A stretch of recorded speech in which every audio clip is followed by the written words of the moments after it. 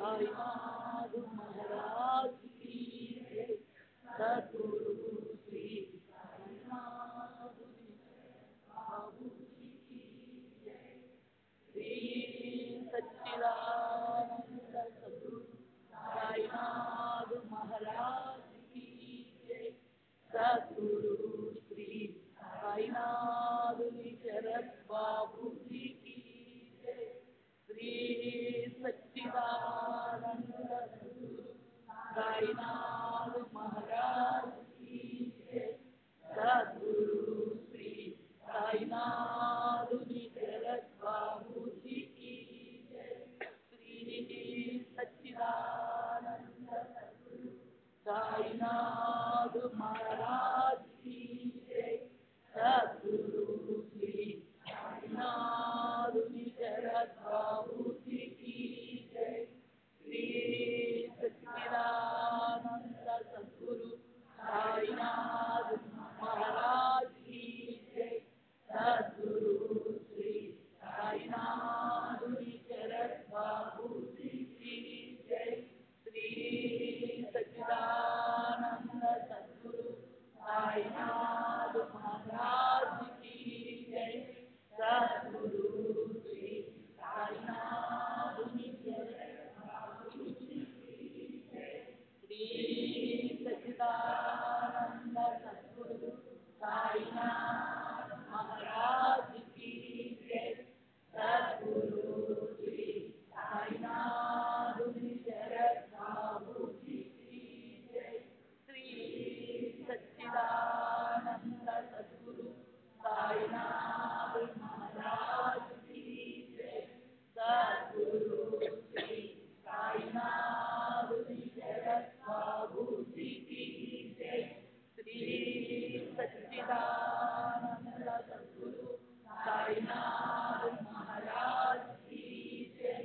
सद्गुरु श्री साईनाथ शरद बाबू जी की जय। श्री सच्चिदानंद सद्गुरु साईनाथ महाराज की जय। सद्गुरु श्री साईनाथ शरद बाबू जी की जय। श्री सच्चिदानंद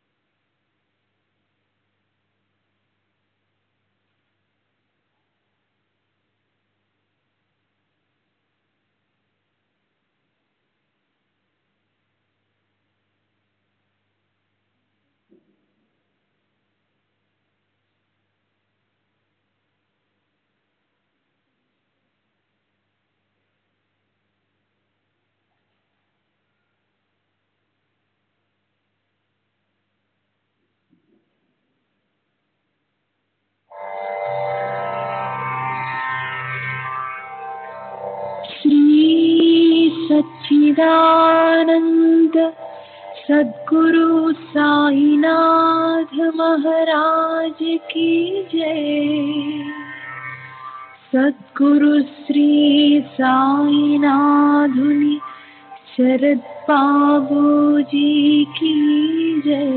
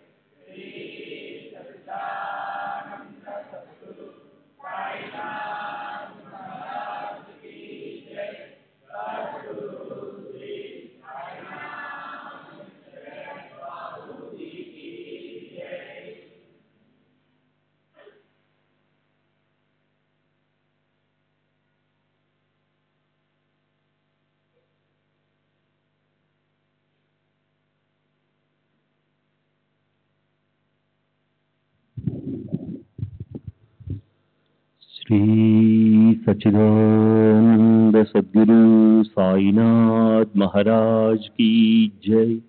सद्गुरु श्री साईनाथ शरद बाबूजी की जय। श्री साईनाथाय नमः। శ్రీ సాయిబాబా సత్య చరిత్ర 52వ అధ్యాయం అన్నట్టు తర్వాయి. సరే, ఇప్పుడు మనసులో బాబా పాదాలు పట్టుకుని భక్తులందరి కోసం ఒక ప్రార్థన చేయాలనిపిస్తోంది. ఈ గ్రంథాన్ని అందరూ ఇళ్లలో నిరంతరం మళ్ళీ మళ్ళీ చదవాలి. ఈ గ్రంథాన్ని నియమంగా ప్రేమతో పారాయణ చేసే వారి సకల సంకటాలు దూరమవుతాయి.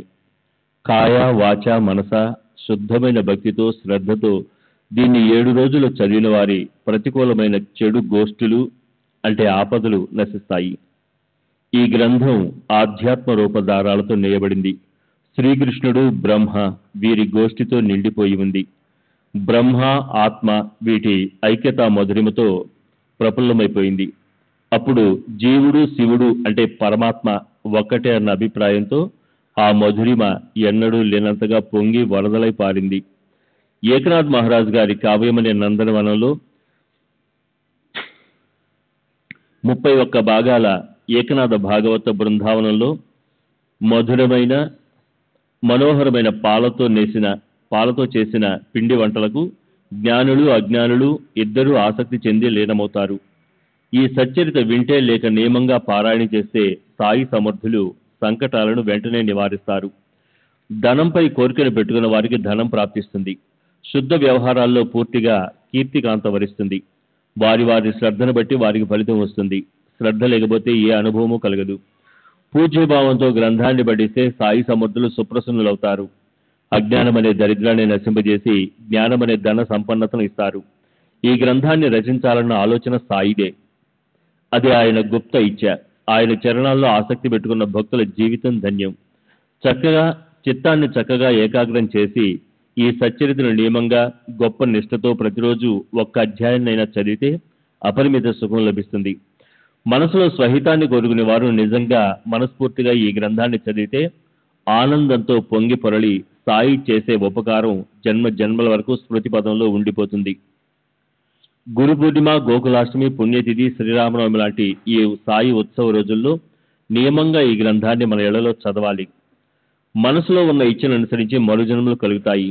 అంతే మతి తైసే గతి అని అనటానికి శాస్త్రాలలో ఆధారాలున్నాయి. శ్రీ సాయి భక్తులకు ఆశ్రయస్థానం. ఆయన లేకుండా విఘ్న నివారణ చేసుకోలేము. తల్లికి బిడ్డలపై వాత్సల్యం ఉండడంతో ఆశ్చర్యమేముంది? అంతకుమించి ఏం చెప్పను? శబ్దాలే ఆగిపోయే చోట మౌనవృత్తితో ఉండాలనిపిస్తుంది. ఎందుకంటే అదే నిజమైన స్థితి. మోక్షంపై తీవ్ర ఇచ్చ పెట్టుకుని నిత్యము శుద్ధ కర్మలు చేసి శ్రవణాది నవవిధ భక్తులను సేవిస్తే అంతఃకరణ శుద్ధమవుతుంది. కానీ ఇదంతా సద్గురు కృప లేకుండా కలగదు. అది లేకపోతే పరబ్రహ్మ జ్ఞానం ప్రాప్తించదు. బ్రహ్మైవాహం, నేను స్వయంగా బ్రహ్మను అనేది గుర్తుకు రాదు.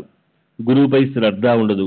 గురు శిష్యుల సంబంధం తండ్రి బిడ్డల సంబంధంలా ఉంటుందని అనటం, గురువును తండ్రితో పోల్చడం నామమాత్రమే. తండ్రి పిల్లవాడికి ఈ సంసారంలోని సుఖాలను పొందడానికి అర్హతను కల్పిస్తాడు. గురువు ఈ లోకంలోనే కాదు పరలోకంలోని సుఖాన్ని కూడా ప్రసాదిస్తారు. తండ్రి క్షణభంగురమైన సంపదనిస్తాడు. గురువు ఎన్నటికీ తరగని సంపదనిస్తారు. సత్తత యొక్క అనుభవాన్నిస్తారు. అంతేకాదు దాన్ని ప్రత్యక్షంగా చేతికే ఇస్తారు. తల్లి బిడ్డను 9 నెలలు కడుపులో మోస్తుంది. జన్మ ఇచ్చేటప్పుడు కడుపులోంచి బయటకు రప్పిస్తుంది. కానీ గురుజనని పద్ధతి అందుకు విరుద్ధంగా ఉంటుంది. గురువు శిష్యుణ్ణి బయట నుంచి లోపల పెడతారు. చివరకు గురు గురు అని నామస్మరణ చేశాక శిష్యుడికి సాయుధ్య ముక్తి ఖచ్చితంగా లభిస్తుంది. వాళ్ళని గురువు స్వయంగా చంపితే ఆ శిష్యునికి పూర్ణ బ్రహ్మత్వం లభిస్తుంది. గురువు చేతి దెబ్బ జనన మరణాలను నశింపజేస్తుంది. గురువు ఎవరి దేహాన్ని అంతం చేస్తారో వాళ్ళకన్నా అదృష్టవంతులు మరొకరెవరుంటారు? గురువు ఖడ్గం, గద, గొడ్డలి, శూలం చేతిలోకి తీసుకుని శిష్యులను నిజంగా కొట్టినప్పుడు శిష్యుడికి నిజమైన జాగృతి వస్తుంది. అప్పుడు సద్గురువు మూర్తి కళ్ళెదుట కనిపిస్తుంది. ఎంత పోషించినా ఎలాగైనా దేహం పడిపోయేదే. మరి పునర్జన్మను పోగొట్టగల గురువు నుంచి దేహం వధించబడితే అందులో తప్పేమిటి? ఓ సద్గురు, నన్ను చచ్చేదాకా కొట్టండి. నా అహంకారాన్ని సమూలంగా ఖండించండి.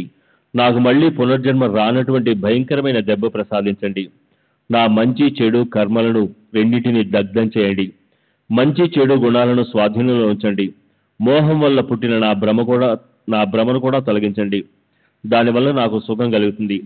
నా శంక కుశంకలను తీసేసి నాకు స్థిరమైన దృఢమైన నిర్వికల్ప స్థితిని కలుగజేయండి. నాకు పుణ్యము వద్దు, పాపము వద్దు. ఈ జన్మలను తీసుకునే నిరర్ధకమైన శ్రమ వద్దు. మిమ్మల్ని శరణంటే మీరు 4 పక్కల అంటే తూర్పు, పడమర మొదలైన అన్ని దిక్కుల్లోనూ నిలబడున్నారు. అలాగే కింద పాతాళంలోనూ పైన ఆకాశంలోనూ అన్ని చోట్ల మీరే ఉన్నారు. నాలో కూడా మీరే ఉన్నారు. ఇంతకన్నా ఎక్కువేం చెప్పను. నేను నీవు అనే వేరు భావన పెట్టుకుంటే మనసుకు బాధ కలుగుతుంది. కనుక ఈ హేమాడ్ పంత్ అనన్యంగా శరణు వెళ్ళి సద్గురు పాదాలు పట్టుకుంటాడు. పునర్జన్మ మరణ పరిభ్రమణలు తప్పించుకుని తనను తను ఉద్ధరించుకుంటాడు. శ్రీ సచ్చిదానంద సద్గురు సాయినాథ్ మహారాజ్ की जय. सद्गुरु श्री साईनाथ शरद बाबू जी की जय.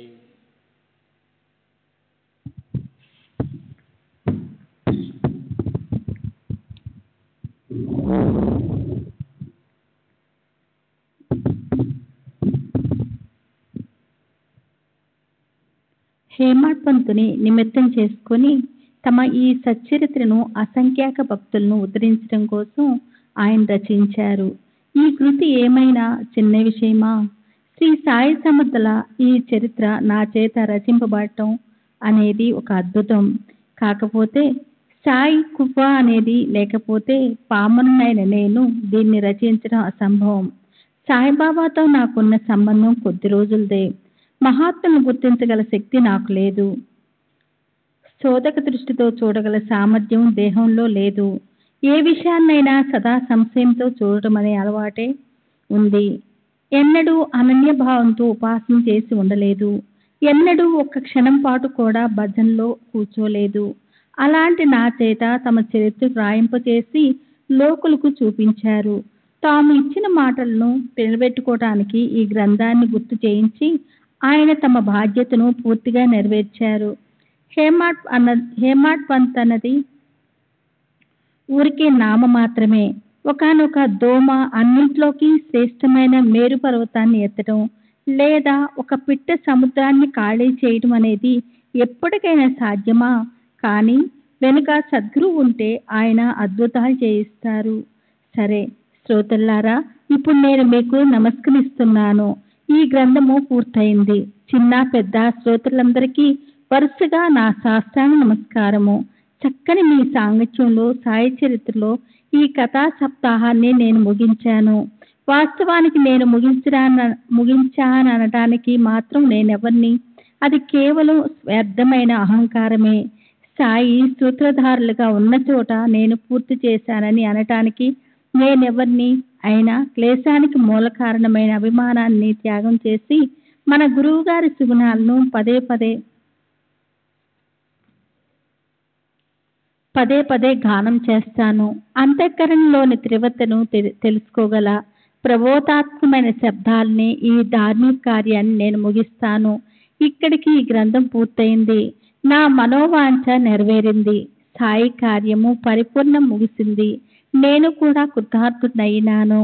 ఈ గ్రంథాన్ని పూర్తిగా చదివితే మనోకామనాలు నెరవేరుతాయి. సద్గురు చరణాలను హృదయంలో పెట్టుకుంటే సంసార సాగరాన్ని దాటగలుగుతాము. రోగులకి ఆరోగ్యం ప్రాప్తిస్తుంది. దరిద్రులు ధాన్యదులవుతారు. శంకలు కుశంకలు పెట్టుకునే వారికి స్థైర్యం కలుగుతుంది. నిరుపేదలకు దానం చేయగల శక్తి లభిస్తుంది. ఈ గ్రంథ పారాయణం చేస్తే భూత ప్రేతాల పీడ పోయి మూర్ఛ రోగాలకు నయమవుతుంది. ఈ గ్రంథం విన్నా చదివినా అది మూగవాళ్ళు, అంగవికలరు, కుంటివాళ్ళు, చెవిటి వాళ్ళకు కూడా సుఖదాయకమవుతుంది. మహాశక్తివంతుడైన పరమేశ్వరుని మర్చిపోయిన అజ్ఞాన మహితులు కూడా ఉద్ధరింపబడతారు. మానవులై ఉండి రాక్షసుల్లా ప్రవర్తించి తమ జీవితాన్ని వ్యర్థం చేసుకొని ఈ సంసారం అంటే సుఖాలకి అలవాలం అని అనుకునే అజ్ఞానులు కూడా ఉద్ధరింపబడతారు. సాయినాథులు తచ్చేతలు తమ చాలా లోతైనవి. ఆయన ఈ హేమాడ్ పంతుని తమ కమనీయ చరణాల రవిందల వద్ద ఆశాస్తంగా కూర్చోబెట్టుకున్నారు. అతన్ని తమ సేవలో నియమించి ఈ సేవను చేయించుకున్నారు. చివరికి జగత్తును నడిపించే బుద్ధికి ప్రేరణ ఇచ్చే సద్గురు చరణాల్లో నేను అత్యంత కృతార్థులతో లీనమై నా కళాన్ని తలని సమర్పిస్తున్నాను. శ్రీ సచ్చిదానంద సద్గురు సాయినాథ్ మహారాజ్ కి జై. సద్గురు శ్రీ సాయినాథుని శరత్ బాబూజీకి జై. పైన 1వ ఓవిలో సింహావలోకనం చేసి అవతరణిక ఇచ్చి గ్రంథాన్ని పూర్తి చేస్తాను అని అనడం జరిగింది. కానీ అధ్యాయంలో అది కనిపించటం లేదు. క్రీస్తు శేషులు బాలకృష్ణ విశ్వనాథ దేవ్ ఉరఫ్ బాబా బాలుడు శ్రీ సాయి సచ్చరిత్ర గ్రంథంలో ఉన్న ప్రస్తావనలో దీన్ని స్పష్టం చేశారు. అది ఇలా 51వ అధ్యాయం ప్రచురించబడింది. ఇప్పుడు కేవలం 52వ అధ్యాయం ప్రచురణ మిగిలింది. సాయి లీల సంచికలో ప్రచురించబడిన శ్రీ సాయి సచ్చరిత్ర గ్రంథం ఇప్పుడు ముగిసిందని అన్నాసాహెబ్ అన్న మాటలకి అర్థం శ్రీ సాయి లీల 6వ సంపుటి 3వ సంచికలో ముద్రించబడిందని, ఆ తర్వాత అవతరణిక సింహావలోకన ఓవిల్లో వ్రాయబడిన చీటీలు ఎక్కడో పోయినట్లు అనిపిస్తుంది. ఎప్పటి అలవాటు ప్రకారం అన్నాసాహెబ్ 52వ అధ్యాయం కూడా చీటీల మీదే వ్రాశారు. ఆ చీటీలు నా దగ్గరకు పరిశీలన కోసం వచ్చాయి. అందులోని ఓవీలు వరుస క్రమంలో లేవు. చీటీల్లో 20వ అంకం తర్వాత నుంచి ఉన్నాయి. ఆ తర్వాత సింహావలోకనం అవతరణికలోని ఓవీలు పోవడమైనా జరిగి ఉండాలి, లేక విస్మరణ వల్ల తయారు చేయడం అలా ఆగిపోయినైనా ఉండవచ్చు అనిపిస్తుంది. ప్రస్తుత అవతరణిక అనే పేరుగల అధ్యాయాన్ని తయారు చేసి అది 53వ అధ్యాయం అంటూ గ్రంథంతో జత చేయబడింది. ఈ సమాచారంతో మహారాష్ట్రంలోని ఎంతో ప్రాచీనము ప్రసిద్ధము అయిన శ్రీ గురు చరిత్రను అనుసరించి కీర్తిశేషులు అన్నాసాహెబ్ దాబోల్కర్ తమ శ్రీ సాయి సచరిత్ర కూడా అవతరణికతో సహా 52వ అధ్యాయాలే రచించాలని అనుకున్నారు. అయితే అలా జరగలేదు. శ్రీ సాయి సచ్చరిత్రలో ఆ తర్వాత 53 అధ్యాయాలు అయ్యాయి. మానవులది మానవ కల్పన, అయితే ఈశ్వర సంకల్పం మరోటి. బాబా మనోగతం బలీయమైనది. 53వ అధ్యాయంలోని ఈ మాట నిజమనిపిస్తుంది. ఈ శ్రీ సాయి సచ్చరిత్ర శ్రీ గురు చరిత్రలాగా పూర్తిగా సద్గురు మహిమ, సద్గురు గుణానువాదం, సద్గురు భక్తి వీటితో పొంగి పొరలుతుంది. అందులోని 18, 19, 23, 27, 32, 39, 45, 50, 51 అధ్యాయాలు చాలా మహత్తు గలవి. దీనికి సంబంధించిన ఓవీలన్నీ ఏరి తీస్తే సుమారు 250 ఓవీలతో శ్రీ గురు చరిత్రలోని 49వ అధ్యాయం లాంటి మరాఠీ భాషలోని శ్రీ గురు గీత తయారవుతుంది. శ్రీ సచ్చిదానంద సద్గురు సాయినాథ్ మహారాజ్ की जय. సద్గురు శ్రీ సాయినాథుని శరత్ బాబూజీ की जय. స్వయంగా చరిత్రకారుడు అన్నాసాహెబ్ దాబోల్కర్ గురించి ఆలోచిస్తే 2వ అధ్యాయంలో ఇదే నా గురువు వల్ల ప్రయోజనం, ఒక పుత్రుణ్ణి కూడా రక్షించలేదు, గురు సాంగత్యంతో ఇదే నా లాభం, కర్మలీలా ఉంటే గురువు మాత్రం ఏం చేస్తారు, గురువు వెనుక పరుగులు పెట్టడం ఎందుకు, సుఖాన ఉన్న ప్రాణాన్ని దుఃఖంలో పడేసుకోవడం ఎందుకు, ఎవరిని వారు ఉద్ధరించుకోవాలి అని స్మృతి వచనం గర్జిస్తోంది అని దృఢంగా చెప్పే అన్నాసాహెబ్ శ్రీ సాయిబాబా సాన్నిధ్యంలోకి రాగానే 16వ అధ్యాయంలో ఇలా అంటారు: గురువు కన్నా గొప్పవారు ఉదారులు త్రిభువనాల్లో ఎవరూ లేరు. శరణన్న వారికి ఆశ్రయం ఇచ్చే ఆయనకి శరణందాము. 17.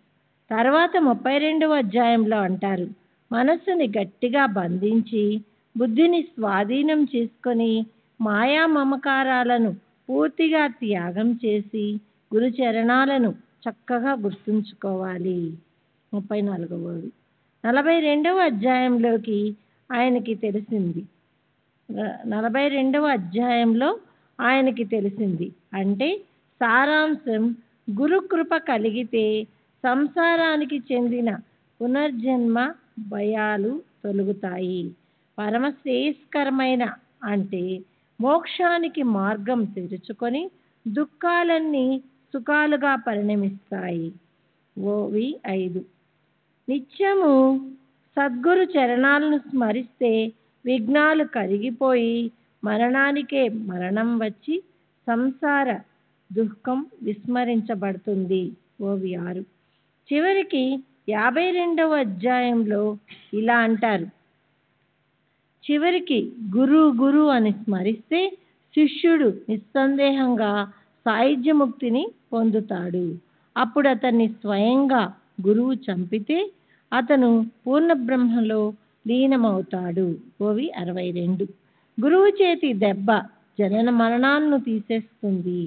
గురువు గారిచే దేహాంతం చేయబడిన వారికంటే అదృష్టవంతులు ఎవరు? ఓవి 63. మన సద్గురు సాయినాథులకు విన్నపం చేస్తారు. శ్రీ సచ్చిదానంద సద్గురు సాయినాథ్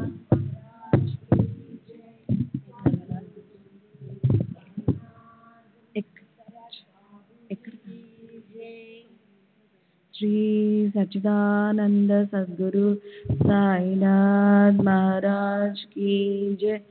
సద్గురు శ్రీ సాయినాథుని శరద్ బాపూజీ की जय.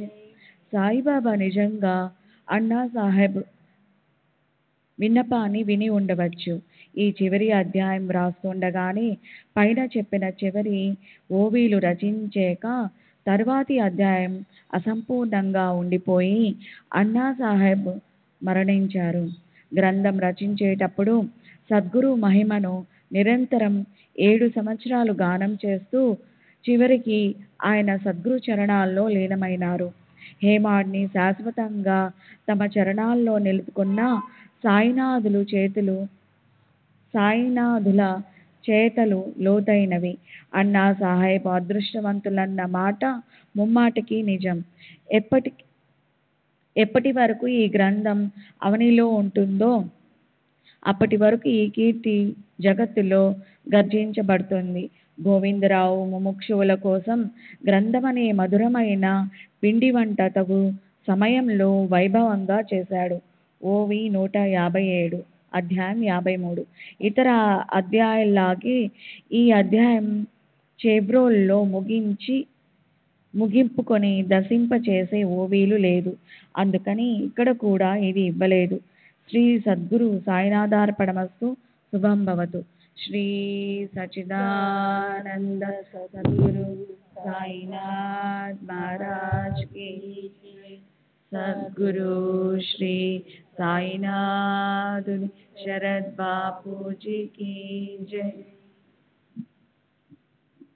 53వ అధ్యాయం అవతరణిక.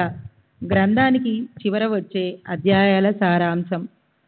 శ్రీ గణేశునికి నమస్కారం, శ్రీ సరస్వతీదేవికి నమస్కారం, శ్రీ గురుమహారాజుకి నమస్కారం, శ్రీ కులదేవతకి నమస్కారం, శ్రీ సీతారామచంద్రులకి నమస్కారం, శ్రీ సద్గురు సాయినాథునికి నమస్కారం.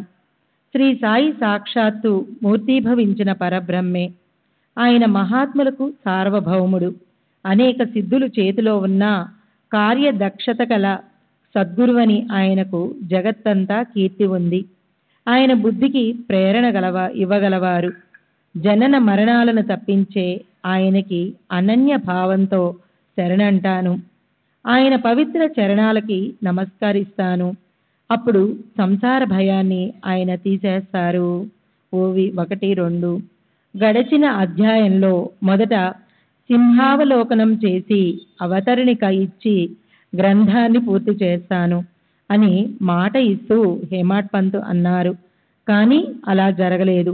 అవతరణిక అని కేవలం గ్రంథ సారాంశాన్ని ఇచ్చి దాన్ని వ్రాయడం మరిచిపోయారేమో తెలియదు. గ్రంథాన్ని వ్రాయడం ప్రారంభించిన వాళ్లే చివరికి అవతరణిక ఇచ్చి ఆ రచనను పూర్తి చేయడం సర్వత్రా నియమం. కానీ నియమానికి అపవాదం, నియమానికి విరుద్ధత వస్తూ ఉంటుంది. దానికి ప్రత్యక్ష అనుభవం మనకి ఇక్కడ కనిపిస్తుంది. మనం కోరుకున్నట్లు ఎక్కడా జరగదు. బాబా ఇచ్చ చాలా గొప్ప మహత్తు గలది. హేమాడ్ పంత్ అకస్మాత్తుగా మరణించారు. అందరి మనసులు దుఃఖించాయి. ఎవరికీ ఏం తోచలేదు. అవతరణిక గురించి సమాచారం ఎవరికీ తెలియలేదు.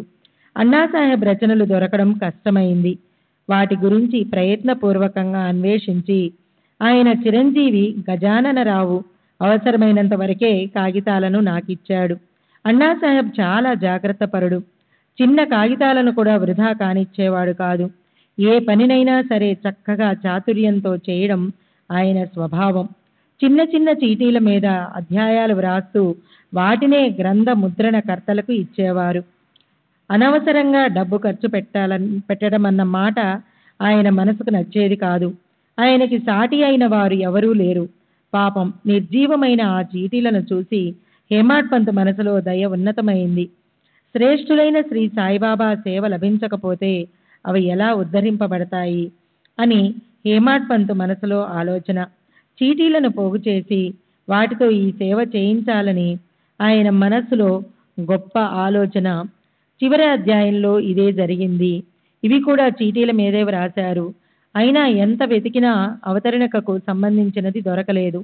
అన్నాసాహెబ్ చిరంజీవి గజానన్ రావుకి ఇతర సభ్యులందరికీ ఈ విషయం చెప్పాను. బాబాసాహెబ్ తర్కడికి కూడా ఇది తెలియజేశాను. వారందరి అభిప్రాయం ప్రకారం అవతరణిక వ్రాయవలసిందే.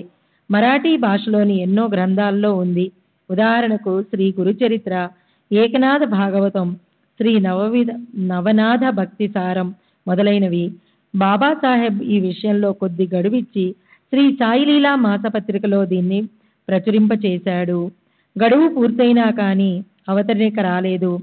హేమాడ్ పంతు సద్గుణ నిధి. ఆయన నోట వేదాంత సారం జాలువారుతుండేది. ఆయన భాషలోని ప్రబోధాత్మక ఈ గ్రంథంలో కనిపిస్తుంది. నిజంగా సద్గురు కృప చేతలు లోతైనవి. సద్గురు సాయికి భక్తులు అసంఖ్యాకంగా ఉన్నారు. లాంటి మరో బుద్ధిమంతుడైన పురుషుడుంటేనే అతను మాత్రమే దీన్ని వ్రాయగలడు. అవతరణిక ఎటువైపు నుంచి రాలేదు. దాంతో నా మనసుకి బాధ కలిగింది. నేను దత్త స్వరూపుడైన సద్గురు సాయినాథుని ప్రార్థించి ఆయన కరుణను యాచించాను. నేను పామరుణ్ణి, మందబుద్ధిని, విద్యాగంధం లేనివాణ్ణి, కావ్య రచన అసలు తెలియని వాణ్ణి. ఈ ఓవి బద్ధ రచన నేనెలా చేయగలను? కానీ ఈ విషయానికి ఒకే ఆధారం ఉంది. శ్రీ దత్త స్వరూపులైన సాయిబాబా మనసులో ఉంటే ఆయన దోమనైనా మేరు పర్వతాన్ని ఎత్తేలా చేస్తారు. ఆయన శక్తి చాలా గొప్పది. కనుక శివస్వరూపులైన సాయినాథుని నేను మళ్ళీ ఇలా ప్రార్థించాను. ఓ సాయి నారాయణ, నాపై కృప చూపండి. అవతరణిక వ్రాయడానికి నా బుద్ధికి వెంటనే ప్రేరణ ఇవ్వండి. కావ్య రచన చేసేందుకు నాకు శక్తి లేదు. శ్రీ గురు మహారాజుకి నా మందబుద్ధి గురించి తెలుసు. కనుక ఆయన పాదాలకు నమస్కరించి అవతరణిక తయారు చేయటాన్ని ఇప్పుడు ఆరంభిస్తాను. శ్రీ సాయి సచ్చరిత్ర గ్రంథంలోని భాగమైన అవతరణికను శ్రీ విఘ్నేశ్వర స్వరూపులైన సాయియే పూర్తి చేస్తారు. ఆయన వైభవం అపూర్వం, చాలా గొప్పది. నా నోరు నిమిత్త మాత్రం. ఓవి 3. శ్రీ సచ్చిదానంద సద్గురు సాయినాథ్ మహారాజ్ కీ జై. సద్గురు శ్రీ సాయినాథుని శరత్ బాబూజీ కీ జై. శ్రీ సచ్చిదానంద సద్గురు సాయినాథ్ మహారాజ్ కీ జై. సద్గురు శ్రీ సాయినాథుని శరత్ బాబూజీ కీ జై. మొదటి అధ్యాయంలో మంగళాచరణ అయింది. విజ్ఞానులను హరించేవాడు, జగత్తుకి మూల కారణమైన శివపార్వతుల మెడలోని తాయెత్తు అయిన శ్రీ గజాననునికి హేమాడ్ నమస్కరించాడు. వాణిపై అపూర్వ ప్రభావము, బుద్ధికి అత్యంత చాతుర్యము అయి విశ్వాన్ని మోహింపచేసే, కోరిన వాటినన్నిటినీ ఇచ్చే సరస్వతికి నమస్కారం చేశాడు. కులగురువుకి, ఆప్తులకి, ఆత్మీయులకి, గురుబంధువులకి, పరమేశ్వరుని సగుణ అవతారులే అయిన సత్పురుషులకి, సజ్జనులకి, శరణు వెళ్ళటానికి యోగ్యమైనటువంటి మోక్షానికి గుప్తనిధి అయినటువంటి సద్గురు సాయిబాబాకి నమస్కరించాడు. చివరికి గోధుమలు విసిరే కథను చెప్పి కలరాని పూర్తిగా ఎలా తరిమేశారో స్పష్టం చేస్తూ సాయిబాబా సామర్థ్యాన్ని వర్ణించాడు. 2వ అధ్యాయంలో ఈ గ్రంథరచనకి కారణం ఏమిటో చెప్పి దాబోల్కర్ బాబాని మొదటిసారిగా దర్శనం చేసుకోవటం, ఆయనచే హేమాడ్ పంత్ అనే నామకరణం, గురువు ఆవశ్యకత లేదన్న వాదనని ఖండించటం మొదలైన విషయాలు చెప్పాడు. 3వ అధ్యాయంలో ఈ గ్రంథరచనకి దాబోల్కర్కి సాయి నోటి నుంచి ఎలా ఆజ్ఞ లభించిందో చెప్పాడు. అప్పుడు రోహిల్లా వృత్తాంతాన్ని చెప్పాడు. 4వ అధ్యాయంలో జగత్తుని నడిపించేవారు అంటే పరమేశ్వరుడి అత్యంత గారాబు బిడ్డలైన సాధు సజ్జనులు ఈ అవనిపై ఎందుకు జన్మిస్తారన్న విషయాన్ని విస్తృతంగా చర్చించాడు. అలాగే సాక్షాత్తు దత్తావతారము, ప్రత్యక్షంగా స్వర్గంలోని కల్పవృక్షము అయిన శ్రీ సాయి షిరిడీ క్షేత్రానికి మొదటిసారిగా ఎలా వచ్చారో దాని గురించి కూడా సమగ్రంగా వర్ణించబడింది. 5వ అధ్యాయంలో మొదట షిరిడీ క్షేత్రంలో గుప్తమైపోయి మళ్ళీ శ్రీ చాంద్ పాటిల్తో పాటు అక్కడే ప్రకటమై సాయిబాబా అందరినీ ఆశ్చర్యంతో ఎలా ముంచెత్తారో, గంగగీర్ మొదలైన మహాత్ములతో కలిసి ఎలా ఉండేవారో, తమ తల మీద దూరం నుంచి నీళ్లు మోసి తోటను ఎలా నిర్మించారో వీటి గురించిన నిరూపణ అంతా అయ్యింది. 6వ అధ్యాయంలో శ్రీరామనవమి ఉత్సవం గురించి, హరిదాసు బాలబువా గురించి, మసీద్ మాయి దీర్ణోద్ధారం గురించిన వర్ణన సవిస్తరంగా జరిగింది.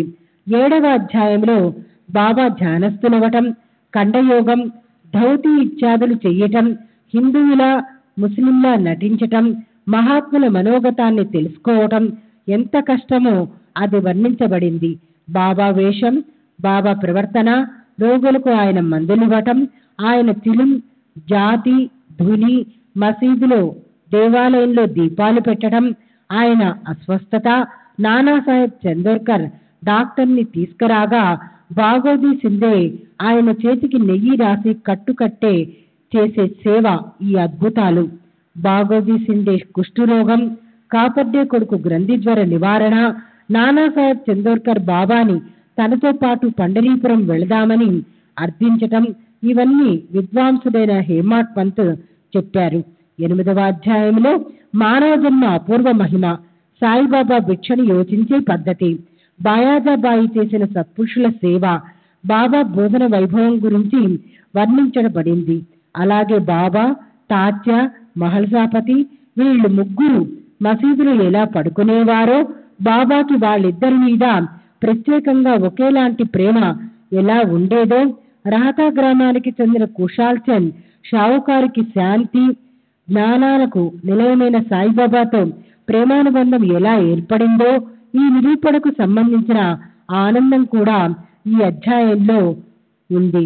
9వ అధ్యాయంలో భక్త శ్రేష్ఠుడు తాత్యా పాటిల్ ఒక గొప్ప ఇంగ్లీష్ వ్యక్తి, తాత్యా సాహెబ్ నూల్కర్, వీరు బాబా ఆజ్ఞను అతిక్రమించటం వల్ల వారికి కలిగిన ఘోర పరిణామం, భిక్ష యాచించటానికి బాబాకి గల అధికార లక్షణాలు, 5 రకాల మహాయజ్ఞం చేసి తెచ్చిన భిక్షాన్నాన్ని బాబా తినడం, దీని గురించిన వర్ణన గొప్ప చాతుర్యంతో జరిగింది.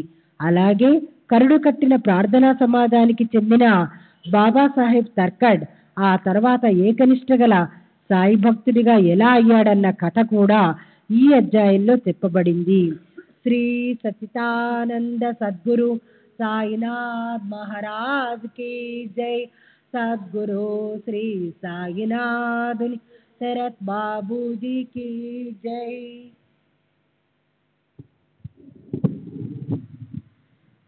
మొత్తం 4 మూరల పొడుగు అలాగే జానెడు వెడల్పు గల దూలానికి వేలాడదీసిన చెక్క పలక మీద యోగీశ్వరులు బాబా నిద్రించటం, ఆయన షిరిడీలోకి ఎప్పుడు అడుగు పెట్టారో, ఎన్ని సంవత్సరాలున్నారో, దేహావసానం ఎప్పుడైందో దీని గురించిన హృద్యాంగమ నిరూపణ 10వ అధ్యాయంలో అయింది. అంతఃకరణలో గురురాజు శాంతిగా ఎలాంటి ఇచ్చలేని స్థితిలో ఎలా ఉండేవారో, అయినా బయటకు పిశాచ వృత్తిని ఎలా చూపించేవారో చెప్పబడింది. లోకంలో ఆదర్శం నెలకొల్పటానికి ఆయన ప్రవృత్తి నిత్యం నిశ్చలంగా ఉండేది. వేదాల్లో శాస్త్రాల్లో చెప్పబడిన ధార్మిక లక్షణాలు తెలియచెప్పటంలో, పరమార్థిక ప్రాపంచిక శిక్షణ ఇవ్వటంలో, అభక్తుల మనసులను పరీక్షించటంలో సాయి సద్గురు పద్ధతి విలక్షణంగా ఉండేది. ఈ విషయం గురించి బాబా ఆసనం, బాబా జ్ఞానం, బాబా స్వరూపం, బాబా గురుత్వానికి అధికారం, ఆయన సామర్థ్యం, గొప్పతనము వీటి గురించి కూడా వర్ణించబడింది. శ్రీ సచితానంద సద్గురు సాయినాథ్ మహారాజ్ की जय. सद्गुरु श्री साईनाथ शरत बाबूजी की जय.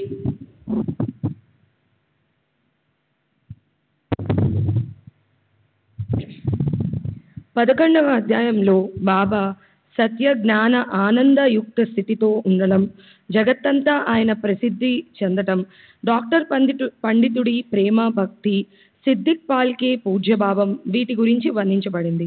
అలాగే కారుమబ్బులను సుడిగాలులతో కుండపోతగా వర్షించే వర్షాన్ని బాబా ఎలా ఆపారో, అగ్ని మీద ఆయనకు ఎలాంటి విలక్షణ ఆధిపత్యం ఉండేదో, సుడిగాలి నుంచి బాబా అందరినీ ఎలా రక్షించారో వీటి గురించిన అందమైన సవిస్తర నిరూపణ అయింది. 12వ అధ్యాయంలో కాకా మహాజని, నాసిక్కి చెందిన ధూమాల్ వకీలు, నానాసాహెబ్ నిమోన్కర్ ఒక రెవెన్యూ అధికారి, అతని రామభక్తుడైన డాక్టర్ మిత్రుడి వీరందరికీ చెందిన భిన్న భిన్న సందర్భాలు మధుర శబ్దాలతో వర్ణించబడ్డాయి. నాసిక్ నుంచి వచ్చిన అగ్నిహోత్ర బ్రాహ్మణుడు మూలే శాస్త్రి సంత్ గోళప్ స్వామి శిష్యుడు. అతనెంత అనుమానస్తుడు. సాయి దర్శనానికి చెందిన అతని గొప్ప అద్భుత కథ ఈ అధ్యాయంలో చెప్పబడింది. 13వ అధ్యాయంలో బాలసింపి చలి జ్వరాన్ని నల్ల కుక్కకి పెరుగన్నం పెట్టి నయం చేయడం, బాపుసాహెబ్ బూటి కలరాని అక్రూట్ పిస్తాలు తినిపించి నయం చేయడం, చెవి వ్యాధి ఉన్న ఆనంది స్వామిని కేవలం ఆశీర్వాదాలతో ఆరోగ్యవంతుని చేయడం, కాకా మహాజని అనుభవించే విరోచనాల బాధను వేరుశనగ పప్పు తినిపించి తొలగించడం వీటి గురించిన వర్ణన అయింది.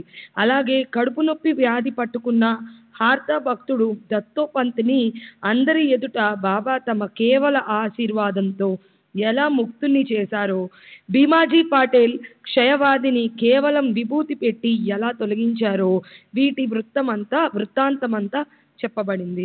14వ అధ్యాయంలో నాందేడ్కు చెందిన పార్సీ షావుకారు రతన్జీ అనే ప్రఖ్యాత వ్యాపారి పుత్ర సంతానం లేకపోవడంతో మనసులో దుఃఖితుడవుతాడు.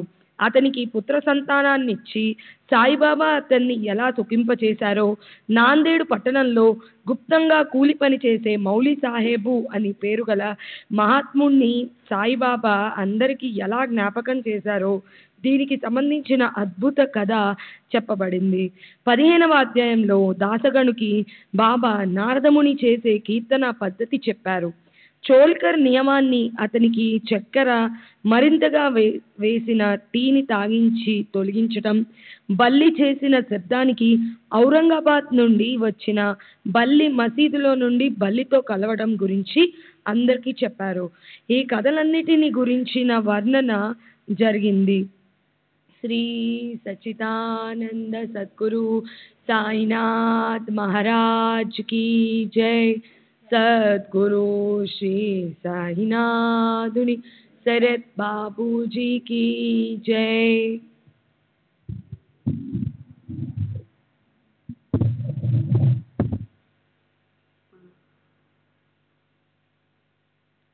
పదహారవ అధ్యాయంలో సంతతి సంపత్తి గల ఓ వ్యక్తి సాయిబాబా కీర్తిని విని బ్రహ్మజ్ఞానాన్ని పొందడం కోసం షిరిడీ వచ్చాడు.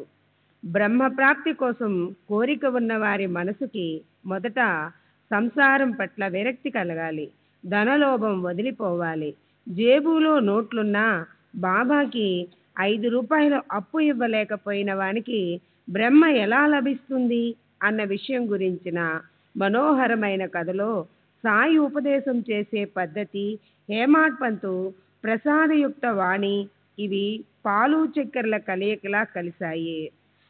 17వ అధ్యాయంలో గడిచిన కథను కొనసాగించి బ్రహ్మజ్ఞానం గురించి విస్తరించబడ్డ కథనం ధనలోభాన్ని పూర్తిగా తొలగించడం గురించి వినసొంపైన వర్ణన ఉంది. ఓవి 65.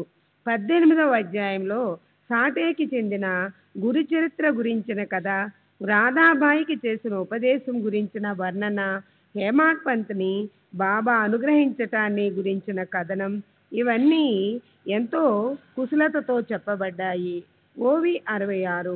19వ అధ్యాయంలో హేమాడ్ పంత్ మీద ఆయన అనుగ్రహ కథనం విస్తారంగా శ్రీ సాయి ఉపదేశానుసారాన్ని అత్యంత విచారపూర్వక విధానంలో చేశారు.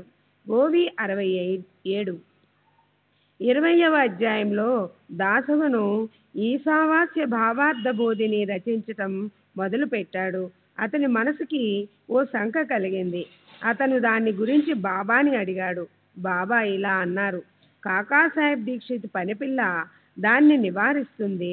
సద్గురువు అపూర్వ మహిమ గురించిన మధుర నిరూపణ అయింది. ఓవి 68, 69. 21వ అధ్యాయంలో సద్గుణవంతుడైన ఉపజిల్లా అధికారికి చదవడంతో పూర్తి కాదు, దాన్ని అనుసరించాలి అన్న ఉపదేశం చేసి మరొక విద్వాంసుడు పాటన్కర్కి నవవిధ భక్తుల మహిమని చెప్పి మరొక విలక్షణమైన ప్లేడరిని అపహాస్యమును, నింద మొదలైన కుత్సిత లక్షణాలు పెట్టుకోవద్దని దులిపేసి బోధ చేసిన కృప గురించిన వర్ణన ఇందులో ఉంది. ఓవి 70.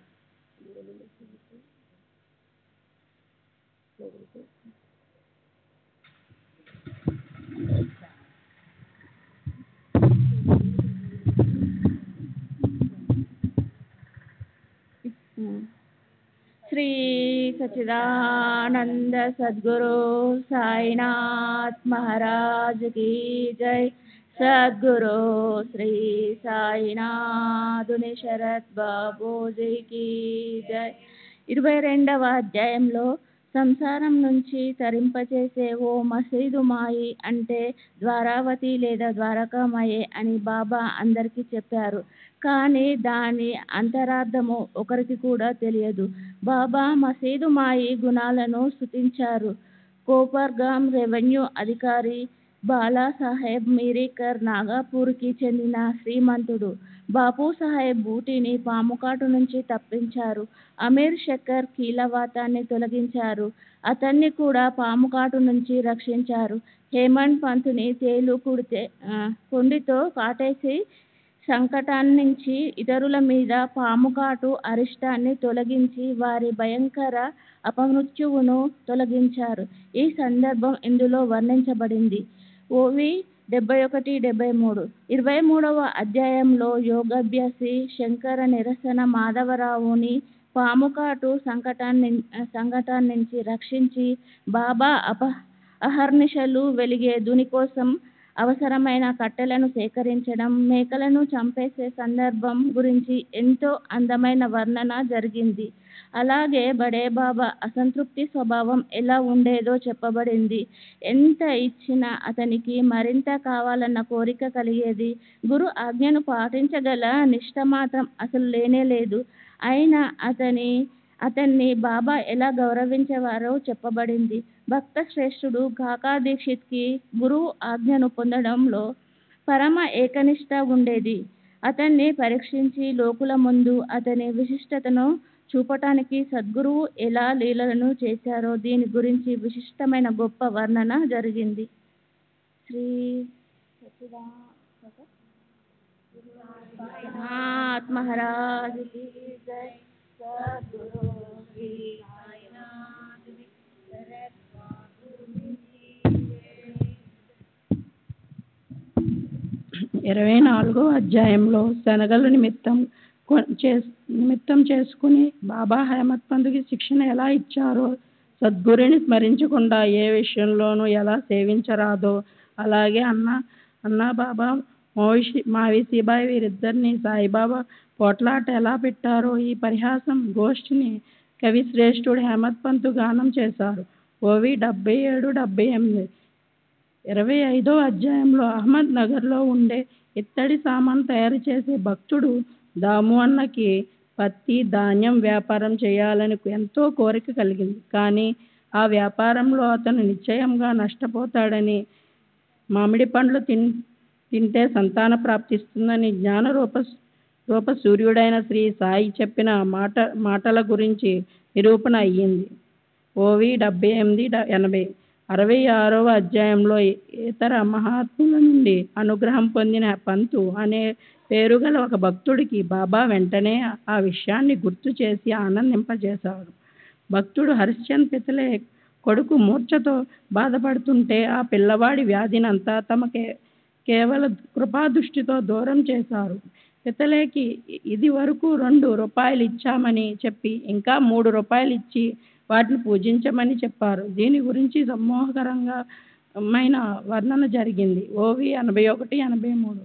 27వ అధ్యాయంలో ఏకనాథ్ భాగవత గ్రంథాన్ని తనకు ప్రసాదంగా ఇవ్వాలన్న ఇచ్ఛతో కాకా మహాజని బాబా చేతికి ఇవ్వడం, బాబా దాన్ని మాధవరావుకి ఇవ్వడం గురించి చెప్పబడింది. అలాగే ఒక రామదాసు గ్రంథంలో ఉన్న విష్ణు సహస్రనామ గ్రంథం అతనికి తెలియకుండా బాబా తీసుకోవడం, దాన్ని కూడా మాధవరావుకే ఇవ్వడం, ఆ ప్రకారంగా విష్ణు సహస్రనామ గ్రంథాన్ని ఇచ్చి శ్యామారావు మీద దయాసాగరులైన సాయి అనుగ్రహానికి ఎలా చూపారో ఆ వర్ణన ఉంది. ఓవి 84, 86. 28వ అధ్యాయంలో శాంతాక్రాజ్ భక్తుడు లక్ష్మీచంద్ మునీశ్వర్ బోరాపూర్ చెందిన చీడీబాయ్, గుజరాత్కి చెందిన బ్రాహ్మణ పుణ్యాత్ముడు మేగుడు, వీరి ముగ్గురు బాబా చరణాల వద్ద ఎలా వచ్చారో, వీరందరికీ స్వప్నంలో దర్శనాన్ని ప్రసాదించి వాళ్ళకి మెలకువలు వచ్చాక దాన్ని ఎలా అనుభవంలోకి తెచ్చారో దాని గురించి సాయి జననికి చెందిన ఎవరికీ అర్థం కాని విషయాన్ని ప్రేమతో చెప్పారు. ఓవి 87, 88. శ్రీ సచ్చిదానంద సద్గురు సాయినాథ్ మహారాజ్ కి జై. సద్గురు శ్రీ సాయినాథుని శరద్ బాబూజీకి జై. 29వ అధ్యాయంలో దానం చేయడంలో ఉదారులైన భోలా శంకర్లు సాయిబాబా యొక్క వైభవాన్ని చూడటానికి మద్రాస్ ప్రాంతానికి చెందిన ఒక భజన బృందం షిరిడీకి ఎలా వచ్చిందో చెప్పారు. రఘునాథరావు టెండూల్కర్ కొడుకు పరీక్షలో ఉత్తీర్ణుడవడం గురించి బాబా అతనికి పెన్షన్ గురించి ఉన్న చింతను దూరం చేయటం లాంటి మనోహరమైన బాబా లీలలన్నీ వర్ణించారు. అలాగే సాయి చరణాలపై గొప్ప ప్రేమ గల భక్తుడు డాక్టర్ కెప్టెన్ హాటైకి గ్వాలియర్లో అతని ఇంట్లో తెల్లవారుజామున స్వప్న దర్శనమిచ్చిన అందమైన కథను కూడా చెప్పారు. ఓవి 89, 91. 30వ అధ్యాయంలో వణికి చెందిన సప్తశృంగి దేవత పూజారి కాకాజీ వైద్యతో అమ్మవారు వెళ్ళి సాయిని కలవమని చెప్పిన స్వప్నానికి అనుభవాన్ని ఎలా ఇచ్చారో, షిరిడీకి చెందిన శ్యామారావు కూడా అమ్మవారికి మొక్కిన మొక్కు తీర్చడానికి 30 సంవత్సరాల తర్వాత అక్కడికి ఎలా వెళ్ళాడో చెప్పబడింది. అలాగే రహతాకి చెందిన కుశాల్ చంద్ షావుకారు, పంజాబీ బ్రాహ్మణ్ రామ్లాల్ వీరిద్దరికి బాబా షిరిడీ పద అంటూ స్వప్నంలో ఎలా చెప్పారో దీని గురించిన వర్ణన కూడా ఉంది. ఓవి 92, 94. 31వ అధ్యాయంలో మానస సరోవరానికి వెళ్ళడానికి బయలుదేరిన మద్రాస్ సన్యాసి విజయానందుడి శ్రీకృష్ణుడే అయిన సాయిబాబా తమ పాదాల వద్ద ఎలా ఉంచేసుకున్నారో, సాయి చరణ కమలాల్లో భ్రమరమైన భక్త శ్రేష్ఠుడు మాన్కర్ని భయంకరమైన క్రూర ముఖాన్ని సాయి ఎలా ఉద్ధరించారో ఈ అందమైన కథని వర్ణించారు. ఓవి 95, 96. శ్రీ సచ్చిదానంద సద్గురు సాయినాథ్ మహారాజు కీ జై. సద్గురు శ్రీ సాయినాథుని శరద్ బాబూజీకి జై. 32వ అధ్యాయంలో సాయిబాబా తమ నోటితో ఇలా కథ చెప్పారు.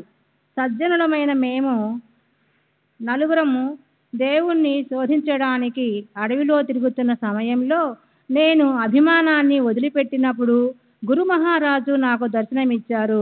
అలాగే ఉపవసించబోయిన గోఖలేబాయి కథను బాబా స్వయంగా చెప్పిన విషయాన్ని హేమాడ్ పంత్ గానం చేశారు. ఏవి 97, 98. 33వ అధ్యాయంలో నారాయణ జానీ మిత్రుణ్ణి అకస్మాత్తుగా తేలుకుట్టింది. ఒక భక్తుడి కూతురు జ్వరంతో బాధపడింది. నానాసాహెబ్ చాందోర్కర్ కూతురు ప్రసవ వేదనతో భయపడి దుఃఖించింది. ఎవరికీ ఏమీ తోచలేదు. అలాంటి సమయంలో విభూతి అమోఘ ప్రభావం గురించి అందరికీ నిజంగా తెలిసేటట్లు సమ్మోహనకరమైన వర్ణన జరిగింది.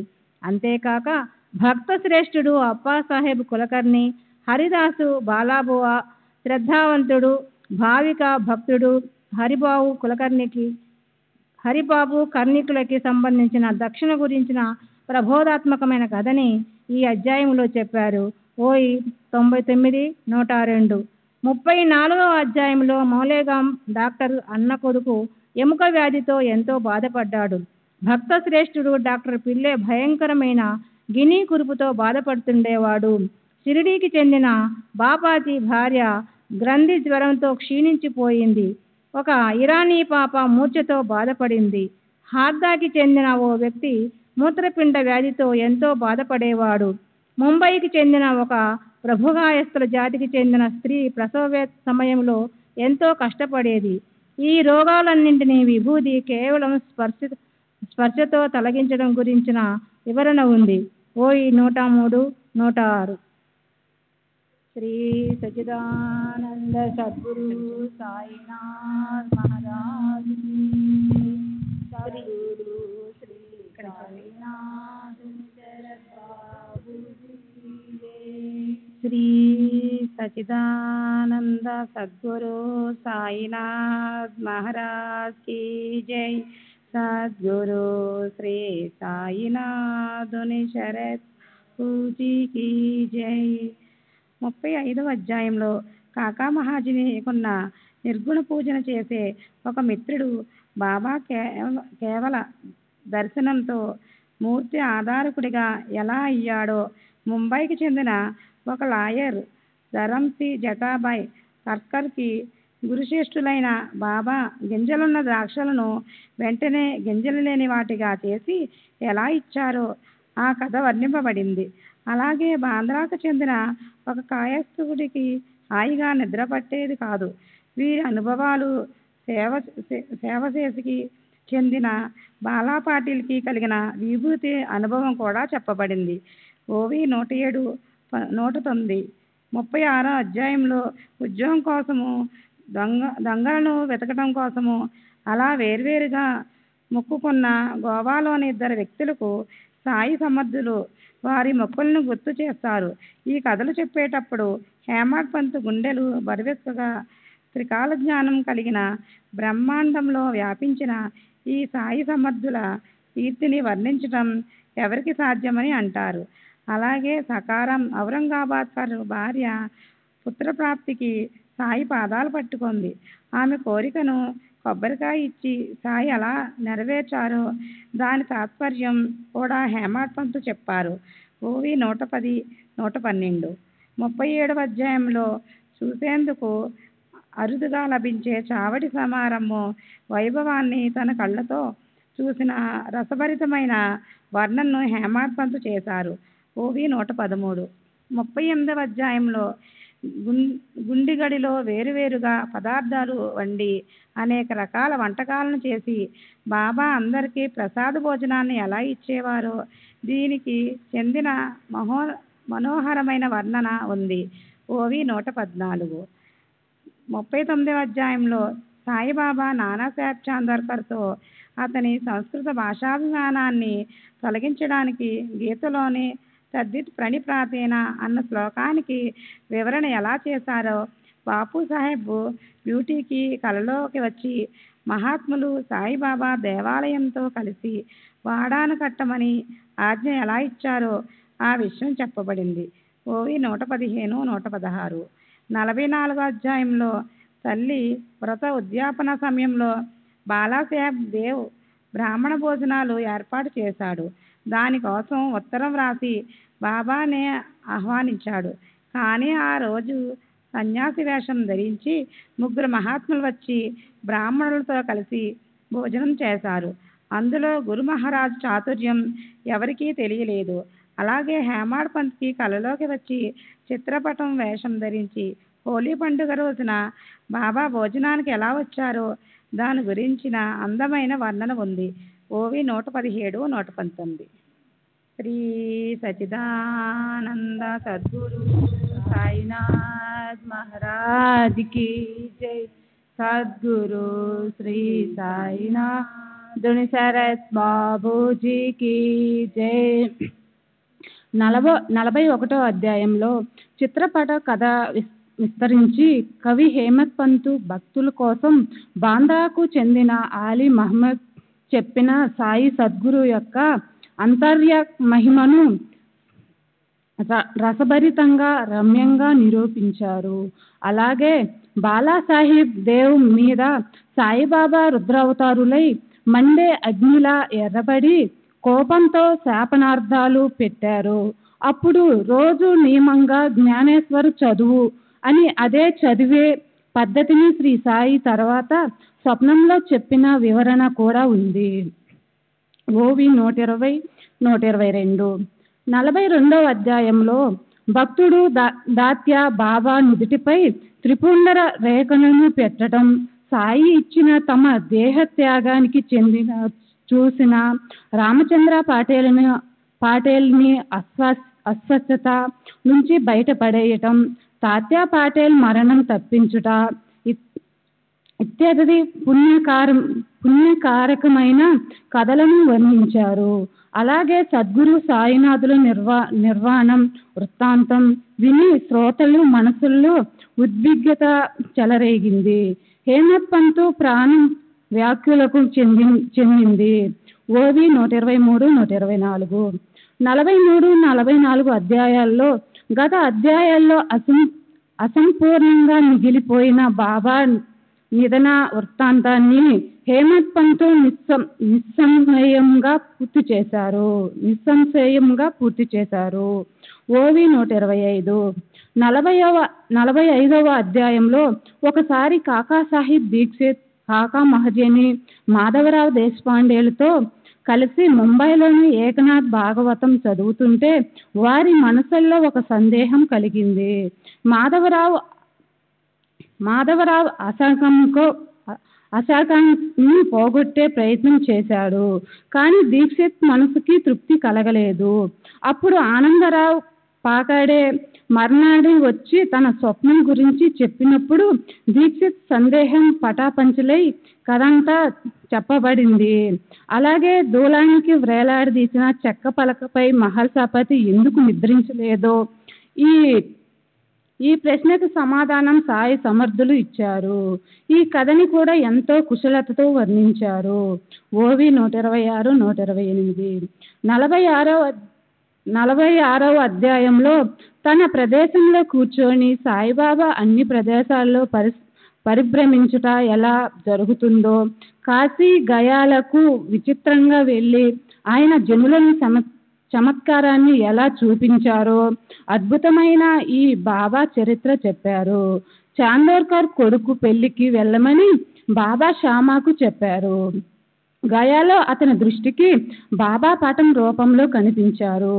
అలాగే 2 మేకల పూర్వజన్మకు చెందిన రమ్యమైన, మధురమైన, పవిత్రమైన గుప్త కథను సాయి శంకరులు తమ నోటితో చెప్పారు.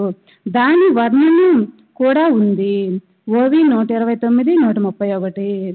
47వ అధ్యాయంలో అలాగే ఒక పాము, కప్ప లేదా లోబి వడ్డీ వ్యాపారులకు చెందిన గతకాలపు నిజమైన వృత్తాంతాన్ని సాక్షాత్తు బ్రహ్మ, విష్ణు, మహేశ్వరులైన శ్రీ సాయి చెప్పటంతో వైర్యము, హత్య, రుణము తీర్చుకోవడానికి మళ్ళీ జన్మించవలసి ఉంటుందని ఉపదేశంతో హృదయాంగమును వర్ణనం ఉంది. ఓవి 132, 133. శ్రీ సచ్చిదానంద సద్గురు సాయినాథ్ మహారాజ్ కి జై. సద్గురు శ్రీ సాయినాథుని శరత్ బాబూజీ కి జై.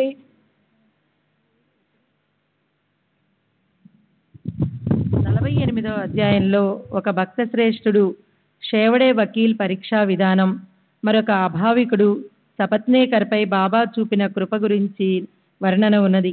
49వ అధ్యాయంలో ముంబైలో ఉండే హరికానోబా, హరిద్వారానికి చెందిన వక్రబుద్ధి కల సోమదేవ స్వామి, వీరిద్దరూ అభిమానం పెట్టుకొని మహాత్ములను పరీక్షించడానికి షిరిడీకి వచ్చారు. దర్శనం చేసుకోగానే బాబా వారి మనసులో ఉన్న విషయం చెప్పినప్పుడు వాళ్ళు వెంటనే సిగ్గుపడ్డారు. సాయి చరణాల్లో మనసును కనిపెట్టి వారి జన్మజన్మల పాపాలను ప్రక్షాళనం చేసుకున్న వృత్తాంతం చెప్పారు. అలాగే బాబా దగ్గర కూర్చుని ఉన్నప్పుడు ఘోషాలో ఉన్న ఒక అందమైన స్త్రీ సౌందర్యాన్ని చూసి నానాసాహెబ్ చాందోర్కర్ మనసు వికారానికి లోనైంది. ఈ విషయం కూడా చెప్పారు. 50వ అధ్యాయంలో తద్విద్ది ప్రణిపాతేన దీని అర్థాన్నే మరింత విస్తృతంగా చెప్పి దాన్ని సమర్థించటాన్ని రఘునాథరావు చిరంజీవి గోవిందరావు దాబోల్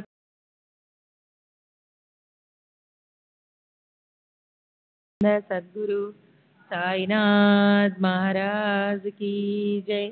सद्गुरु श्री साईनाथ निसरद बाबूजी जय।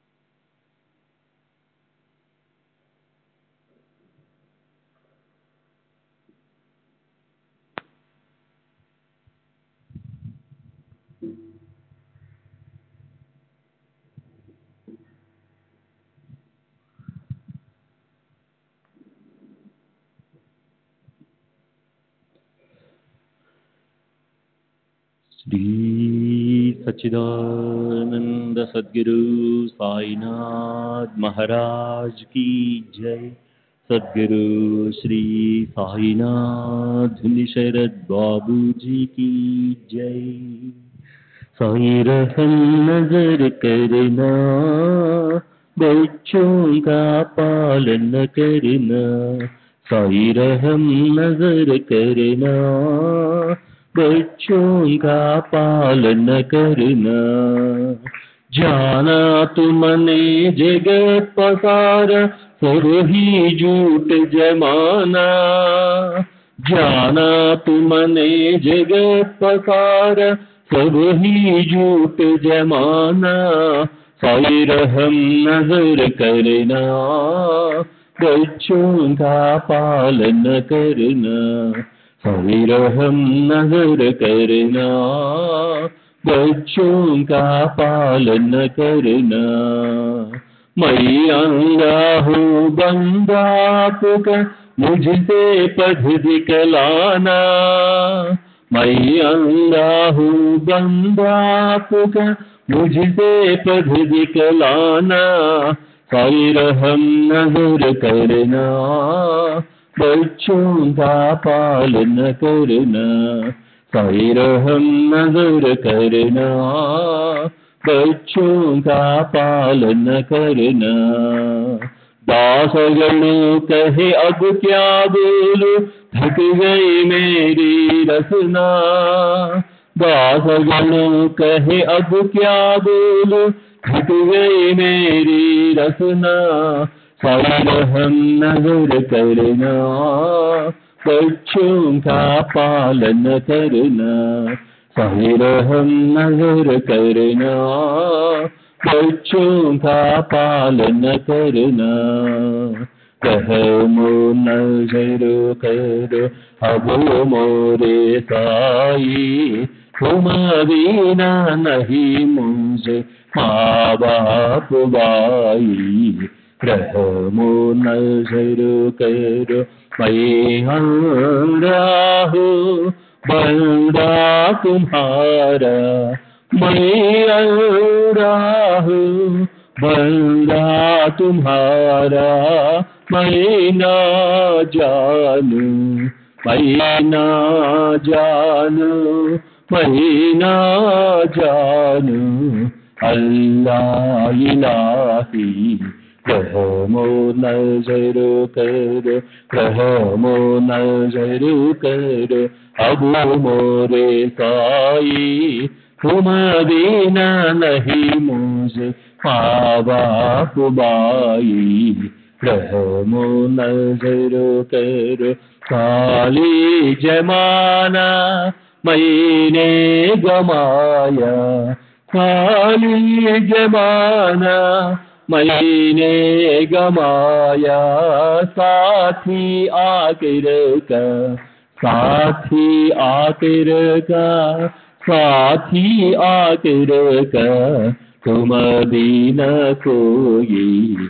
रहमो नजरो करो रहमो नजरो करो अब मोरे साई, तुम बिना नहीं मुझे माँ बाप भाई।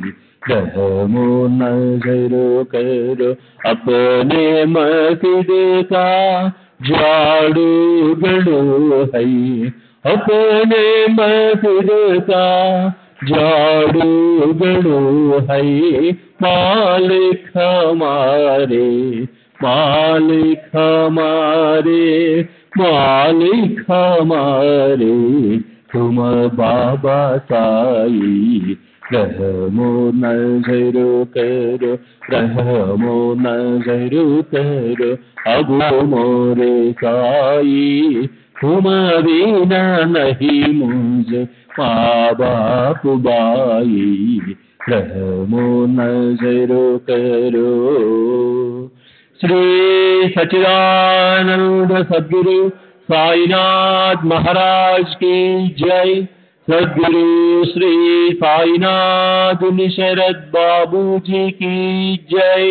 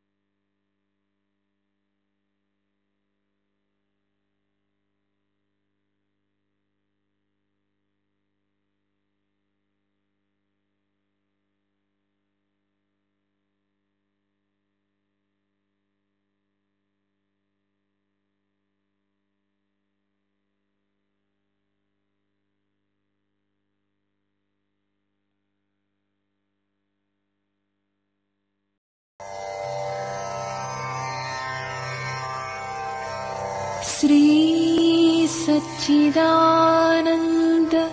सद्गुरु साईनाथ महाराज की जय। सद्गुरु श्री साईनाथुनि शरद बाबू जी की जय।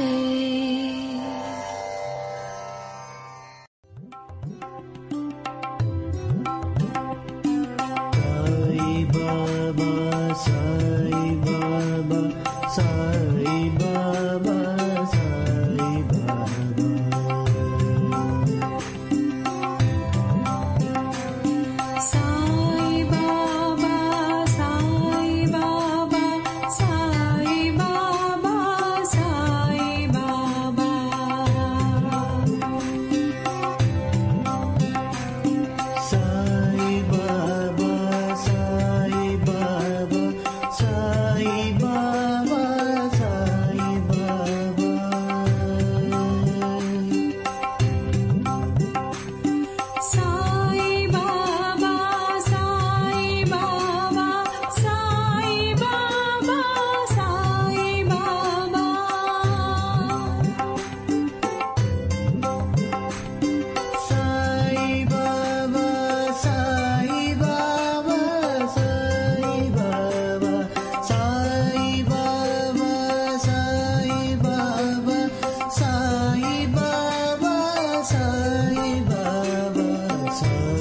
Baba, Sai Baba, Sai Baba, Sai Baba.